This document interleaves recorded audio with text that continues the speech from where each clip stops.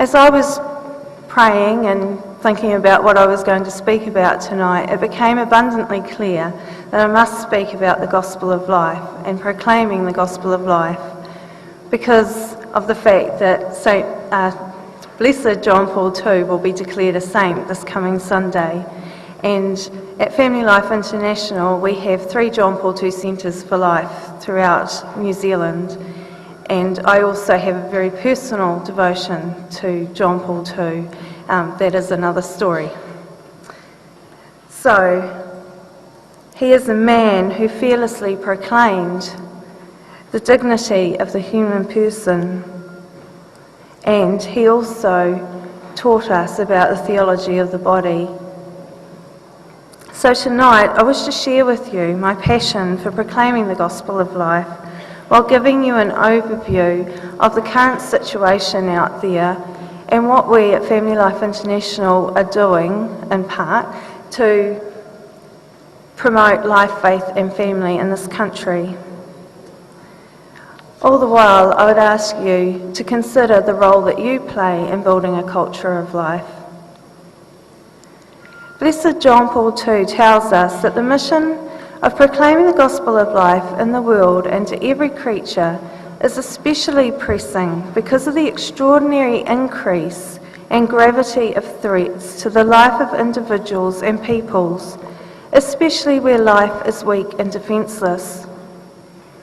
The Gospel of Life was written almost 20 years ago, and of course since that time it has become even more urgent, and the threats against life have increased significantly. So the urgency with which we must act is critical.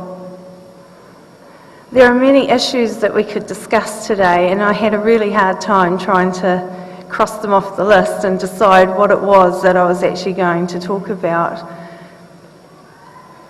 I decided to mainly focus on abortion tonight, but I will also discuss a few other issues after that that I think I need to bring to your attention.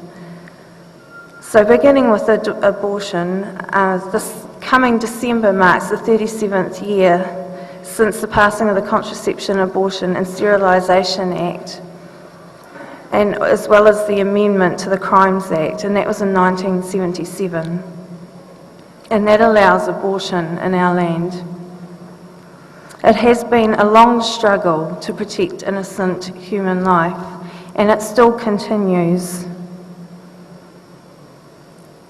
How is it that we can allow 14,745 unborn children die every year because of choice? It is absolutely heartbreaking, and while these numbers are coming down, one is too many. Just about everyone knows somebody who has had an abortion, the hurt that a woman feels. Despite it being so commonplace, we don't talk about it for fear of offending somebody. Even within our church, there are those who are misguided into believing that sometimes abortion is a necessary evil. You know, for instance, if someone is diagnosed with a lethal or even a non-lethal fetal anomaly prior to birth, quite often people think that's okay to have an abortion in that situation. At our Family Life Crisis Pregnancy Centres, we see women of all ages thinking that the only choice they can make is to end their pregnancy through abortion. They believe this because of their circumstances, because of a lack of support, because of a lack of options given. When they discover that there are other options and that there are people that want to walk with them, not just now, not just until baby's born, but for however long is required, then they have a glimmer of hope. In that moment, they can choose the only thing that a mother's heart wants to choose, and that is life. Right now, our Family Life Crisis Pregnancy Centres in Auckland, Wellington and Dunedin are looking after lots and lots of women, and we have 15 babies due in the next little while. Last year, 4 of our mothers chose adoption for their babies, and they are now thriving with their adoptive families. What a selfless and beautiful act of love. Over the years, our centres have literally saved hundreds of mums and bubs from abortion, and it is such a privilege to be able to serve in this way. One of our babies, Benedict, is now being investigated by the Vatican in regard to the cause of sainthood for Mother Adele Garnier, who is the foundress of the Adorers of the Sacred Heart of Jesus, the Taibou nuns. You see, Benedict was initially saved from abortion through our Auckland centre, but later on in this mum's pregnancy, it was discovered that the baby had a condition, and I'm very terrible at saying it, holoprosencephaly, which basically means his brain was not developing correctly, and as the doctors explained to her, he had no brain. The doctors said there was nothing there. And the scans kept saying the same thing over and over again. This mother was distraught, and she thought, what was she to do? The doctors kept telling her, you need to abort this baby. You have to abort this baby. It is so cruel to let him continue. And they were really rude and arrogant to her. Colleen, our director, bundled this young mum up and took her out to the Taibou monastery.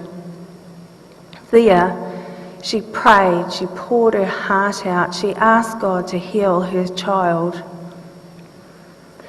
When she came away, she had the courage to continue.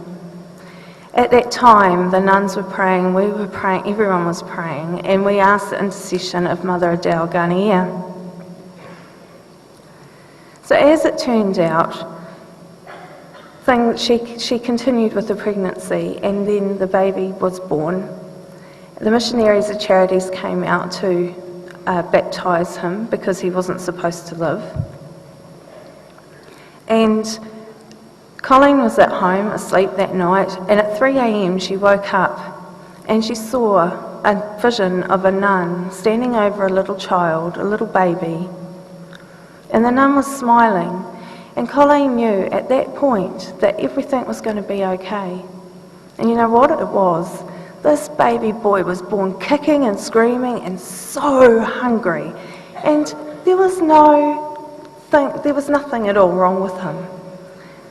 So we don't know what God has in store for this little boy. We don't know whether his life and healing is going to be declared a miracle by the Vatican. But we do know that God was there and heard the prayer of his mother that day and the blessings that he has given that family. This leads me to the point that at Family Life International, we understand that we can only serve with love by immersing ourselves in prayer. Prayer is at the very heart of everything we do, and in fact, our Chapel of the Annunciation actually is in the heart of our John Paul II Centre for Life in Auckland. Because prayer is at the heart of our mission, it was a very logical step to take on the 40 Days for Life vigils. These vigils began in 2004 by the Coalition for Life in Texas. Not knowing what more they could do to motivate people and to work and to end abortion in their town, they decided they needed to pray. So they sat around, they prayed for an hour around this table, and at the end of that hour, they knew that they had to place their trust in God. And from that, they decided that they would pray outside their local Planned Parenthood facility 24/7 for 40 days. The vigils went nationwide in 2007, and now they have gone all around the world, and there's people doing it all the time. In 2009, the clinic director of that first Planned Parenthood facility left and became a powerful pro-life advocate. Some of you may know who this person is, Abby Johnson. She was to be here this weekend, but she is due to give birth any week now, and so it was impossible for her to come out. But even more amazingly, that clinic closed last year for good. Many good and faithful people have prayed for many years in our churches, outside the abortories, in their homes, and their prayers and peaceful witness have been heard and answered. I have to say there's something really special about praying for 40 days straight outside the place of death, uniting our prayers not only with those present, but those who are housebound or able to attend because of practical reasons. It's really powerful.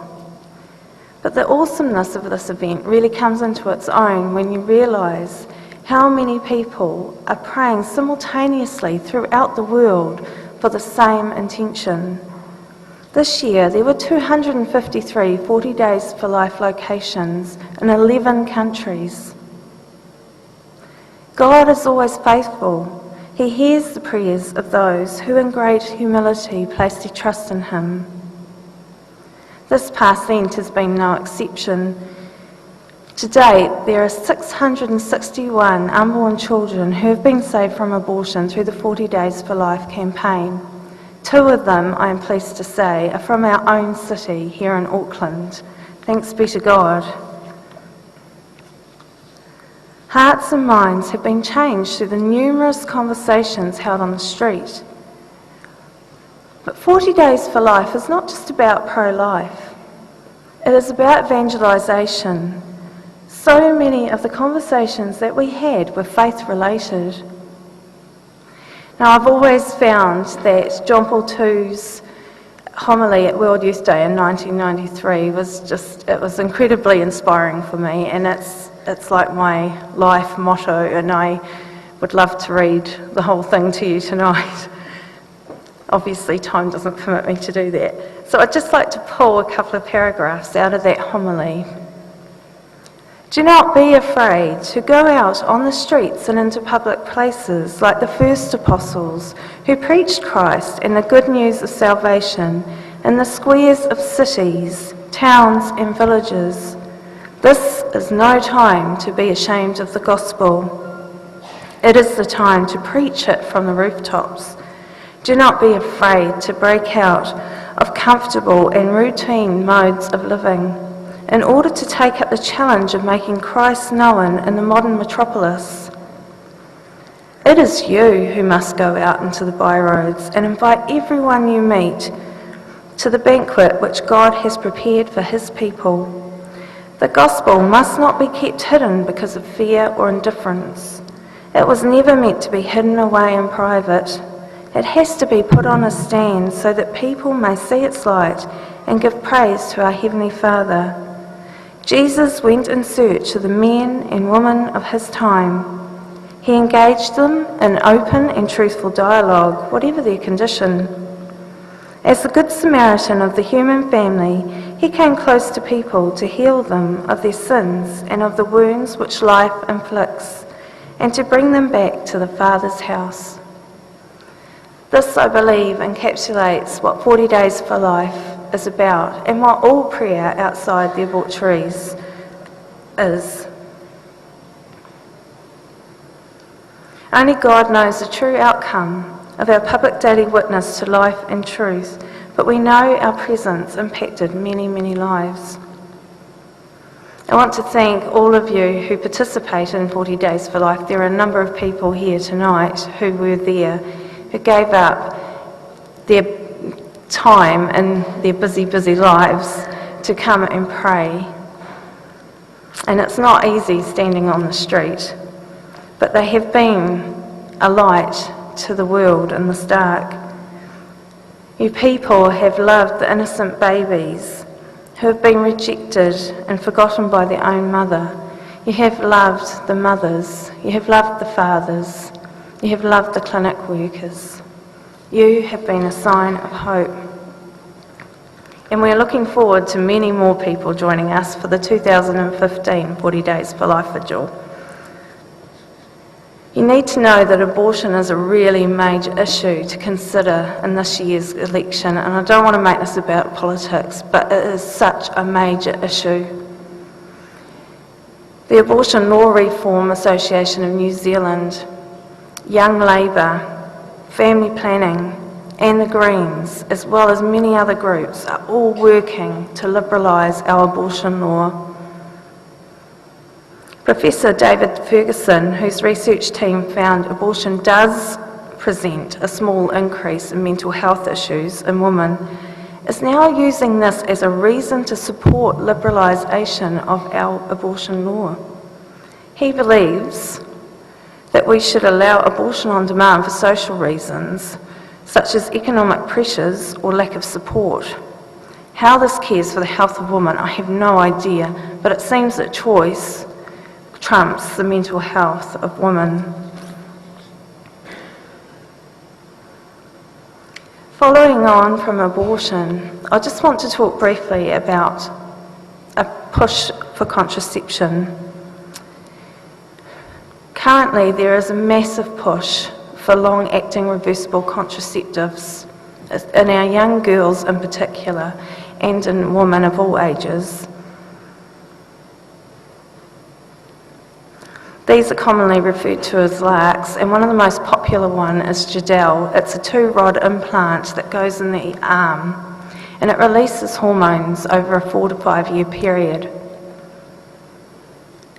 Of course, there are also IUDs, which they seem to be pushing even more, and the Depo-Provera injection, which is banned in lots of countries because it's so dangerous.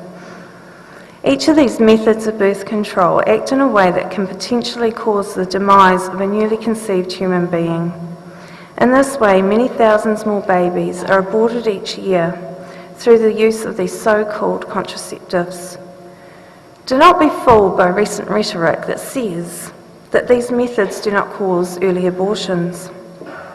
Back in 1965, the definition of when pregnancy begins was changed to mean at implantation rather than at fertilisation. Fertilisation, of course, is when a new human being comes into existence with its own DNA.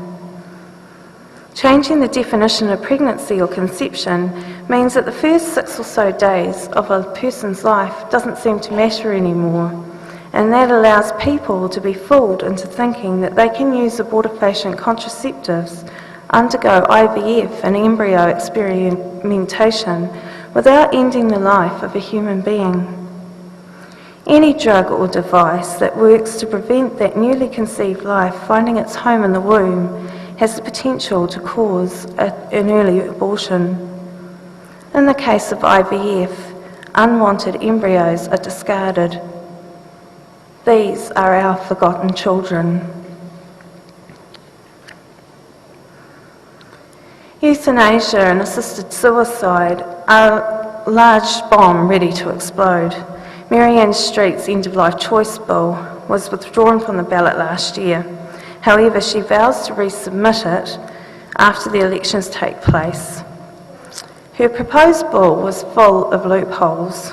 Disturbingly, one clause gave anybody that participated in a euthanasia or assisted suicide immunity from prosecution if they didn't follow the letter of the law.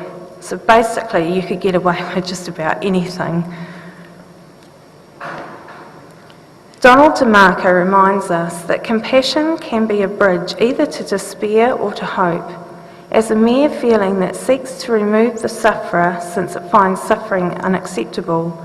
Compassion leads to despair.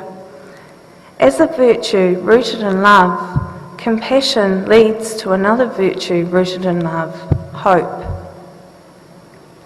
Shortly, our comprehensive publication on euthanasia and assisted suicide will be available, and it's really comprehensive. It goes through so many things, so look out for that.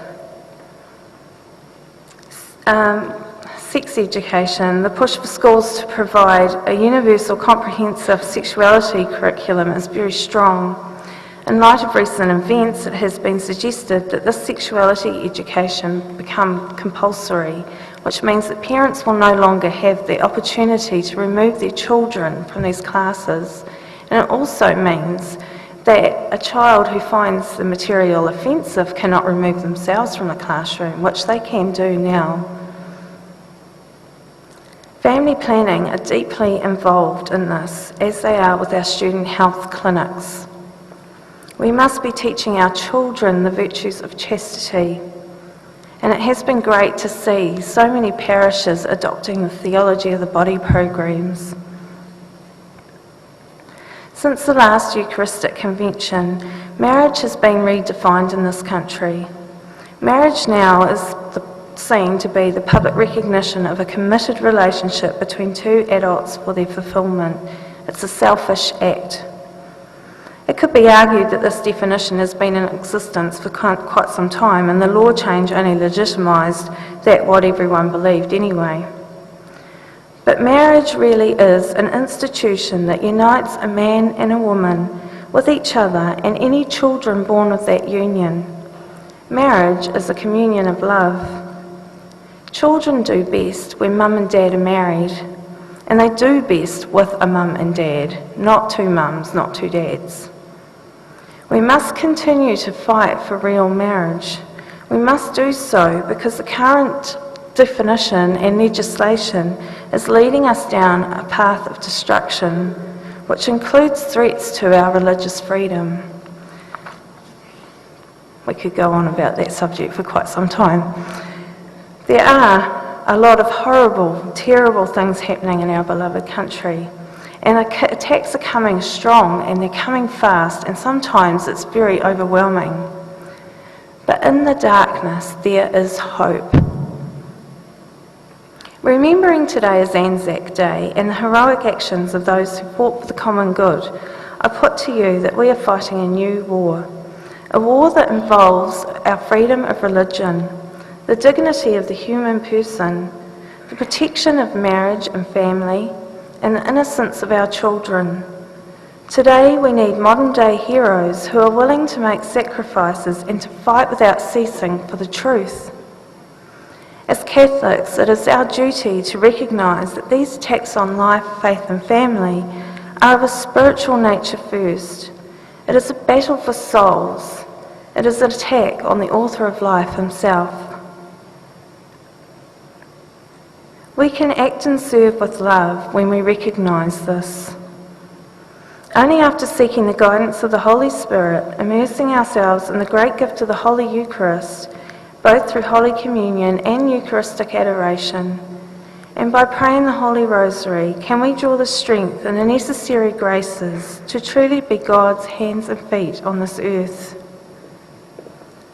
This situation, John Paul II tells us, with its lights and shadows, ought to make us all fully aware that we are facing an enormous and dramatic clash between good and evil, death and life, the culture of death and the culture of life. We find ourselves not only faced with, but necessarily in the midst of this conflict. We are all involved and we all share in it, with the inescapable responsibility of choosing to be unconditionally pro-life. I am often asked, what is the answer? Christ, of course, is the answer. St. Augustine's famous quote, "Our hearts are restless until they rest in thee," describes the restless hearts of society's young and old. Always searching, they look in the wrong places, thinking freedom comes from being able to do as they please and having dominion over themselves. Yet true freedom comes from aligning our will with God's. A massive shift in thinking is required by the world. It is a shift that can be taken by everyone when practical and reasoned approaches are taken that appeal to that innermost natural law that is written on each person's heart. However, ultimately, if it is to take hold and really bear fruit, it must be rooted in a conversion to Christ. Therefore, If we are to really bring about a culture of life, we must start in our own communities, our own parishes, our own families. It can be done, I believe, one parish, one community at a time, but it takes commitment, it takes faithfulness, and it takes great faith and trust in God. Each of us, at some point, must make a decision to be unconditionally pro-life. Every day we make decisions that lead to life or death. For the single person, it is choosing to be chaste. For the married couple, it is being open to life and rejecting artificial methods of birth control or sterilisation. For the young single girl who finds herself pregnant, it is accepting the responsibility of her and the consequences of her actions. For her parents, it is to embrace her and love her and support her and help her bring her child to birth. For the sick and elderly, it is choosing to offer up their illness or difficulties of old age and not succumbing to the temptation to end their lives early. Each time one of us makes a choice for life, we rebuild the culture. While much has already been done by so many people throughout the years, I believe that the time has come for a revolution, and it will take each one of us to take that on. We need our youth with all their enthusiasm and joy. We need our older people with all their wisdom and experience. We need our families who are the first teachers of their children and who courageously live lives of culture of life and love in their home. I believe our schools and medical professionals, our politicians, they all have a great responsibility to speak the truth and to remove everything they can that leads to a culture of death. Our Catholic schools must teach sexuality in the context of the truth and meaning of human sexuality. They must not buy into the secular view. It leads our children to destruction. They must teach our children the true faith. Doctors and midwives must not refer for abortion or sterilisation. Catholic doctors must have the courage to teach natural fertility regulation and not to hand out contraceptives. Our politicians must uphold the dignity of the human person from conception through to natural death. They need to be writing and promoting legislation that promotes this. We need our religious and priests to lead, to teach and to encourage, all the while speaking the truth of the gospel. Thank you to all of you who do this and more. Your efforts are making a difference. Let us work together because we can bring about change. Together we can bring the light of Christ to the world, Christ who is our hope, Christ who is the answer to the present culture of death. Be not afraid. Let us ask for the intercession of John Paul II, the great apostle of life, and our Blessed Mother of Guadalupe as we embrace the challenge to proclaim the culture of life. Let us pray.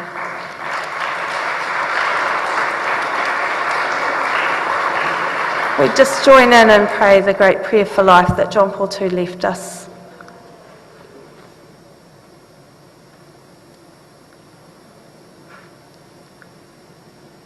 Too small. Is it too small? I'll pray it. O Mary, bright dawn of the new world, Mother of the living, to you do we entrust the cause of life.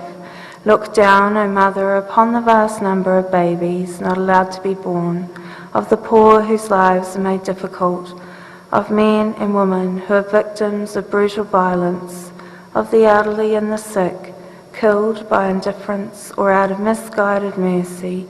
Grant that all who believe in your Son may proclaim the gospel of life with honesty and love to the people of our time.